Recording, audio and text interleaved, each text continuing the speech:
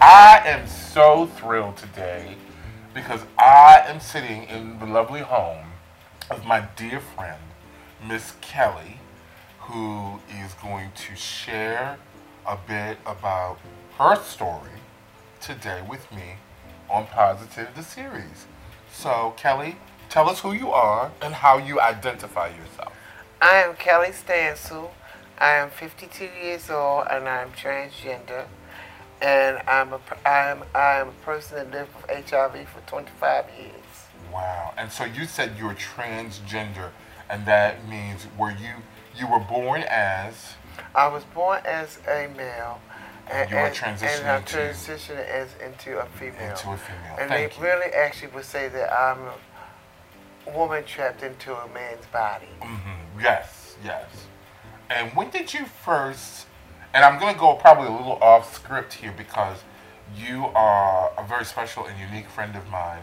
And I think that this is a segment of our population that rarely is seen or heard from because people tend to look to your particular segment of our subculture from a more, shall we say, glitz and the glamour, like you think of RuPaul. And RuPaul is a drag queen. She is not a transgendered individual like yourself. So,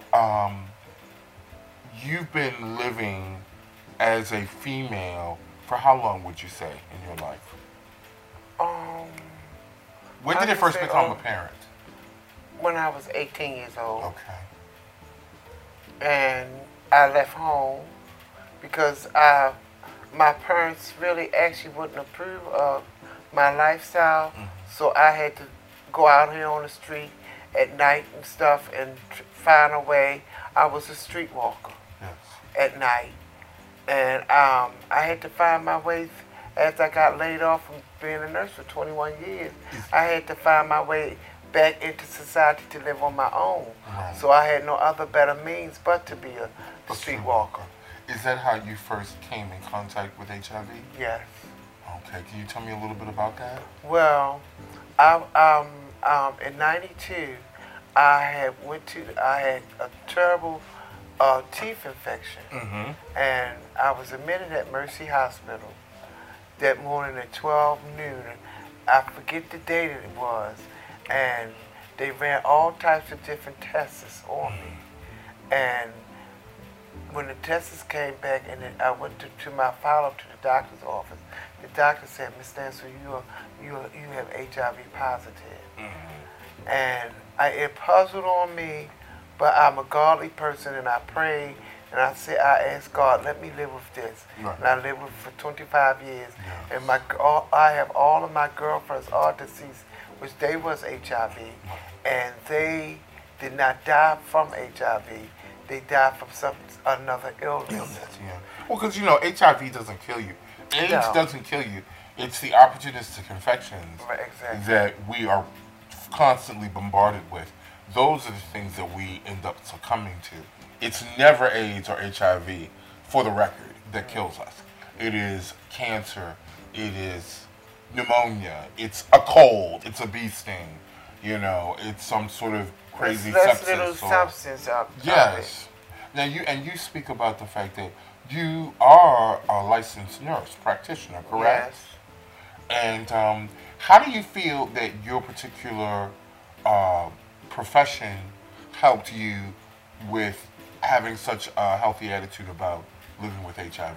Because I read a lot. I wanted to read a lot about it. Because when they first discovered what HIV, they said it came from a monkey in Africa.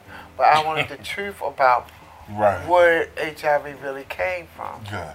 And I don't believe in it drilling on saying things about I'm sick and all this. I never believed in that, because if God gives you the strength to live with a disease for so many years, as 25 years, keep carrying on and That's keep the right. blessings with you. Absolutely. I have had people at right now, as I want to share with everyone, I have a neighbor. She, she's jealous of me, and she was going around telling everybody that I had Hep C and HIV, AIDS, and I was always taught when a person go around and do that, they have it themselves. But you know, with the strength of God, I keep my head up and keep on going. Yes. Because I've been here for 25 years with well, you, you should. and I'm not going to let nobody put me down when they just say that. That's right. That's right. So tell me, now what do you do? What do you do living with HIV to remain so positive and motivated in this life that you're living today? I try to go out and help others, be positive, negative, doing things. I can do things that don't do things the right way, not the wrong way. Live comfortably. Yes. Like what kind of activities are you? I like to walk, and I would like to become an advocate for HIV. Right. With and you aren't and I. Yes, and I think I know you spoke to me earlier that you wanted to give a mention to. So what are you working on now? Well, I'm working on trying to get my advocate's certificate, so I can go to like different schools and go to different states and stuff, and give the HIV wellness a meaning of something that you can live with and comfortable with. Right. And to that point, you and I are embarking on a journey together. Yes. We are co-hosting and co-facilitating a new support group for people living with HIV and Hep C. We're doing a partnership with Hearts and Ears, LLC Incorporated, down on Park Avenue. I know I'm going to come back and visit you, and so we can talk a little bit about finding love in relationships, because I'm sure that that's been a challenge for you. Although people might be jealous to know that you have been in a committed relationship for many 25 years. For 25 years, and that is only God and a blessing. It really is. But I want you to just share with our viewing public at home just a word of advice that you would give. And if you want to speak specifically to the transgender community, feel free. But tell us a little bit about what advice you could offer to them, to a newly infected person. What advice would you give to that young ingenue who comes in with HIV? Please be strong. Don't let the HIV put you down. Pray. Watch what you do with people. Use condoms. And always watch who you lay down with.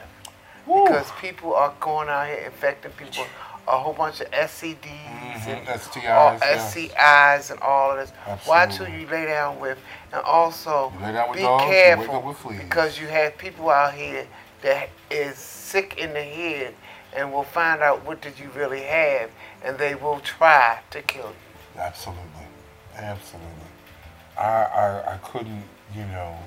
I couldn't say it any better myself. Yes, you have people out here that minds are sick and they find out that a person, I don't care if it's a woman or a male, heterosexual, I mean, if they find out that somebody has infected them with the illness, it will affect their mind. Yes, because I want to share this story. It happened to me a long time ago, which my gay daughter, I would let her stay in my house, and she went back and told a guy that I was sleeping with, which he already knew, that I was HIV.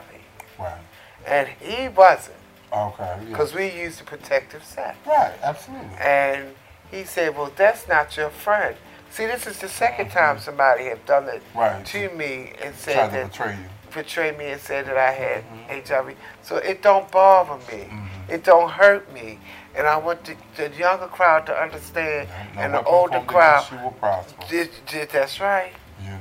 You know, it's not what you do, it's how you do it. Absolutely, that's one of my mantras. Because everything that looks good is not good. It's how you do it. You know, True. everything look good is not good. Everything that good is ain't gold. Because truthfully, when you out there sleeping with Tom, Dick, and Harry, selling yourself for $10, a lot of dick, and thinking it's cute for a hit already, or they still using that dope or fentanyl or whatever. If you doing that, think wisely. Always go somewhere where you think they're giving free condoms out and get a free condom.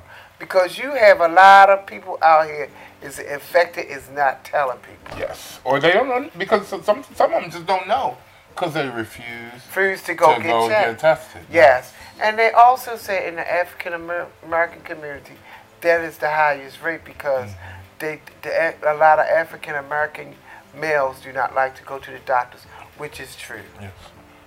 Because when I was working in the hospital, we had a lot of guys to come in and they would be like babies when it comes down to needles.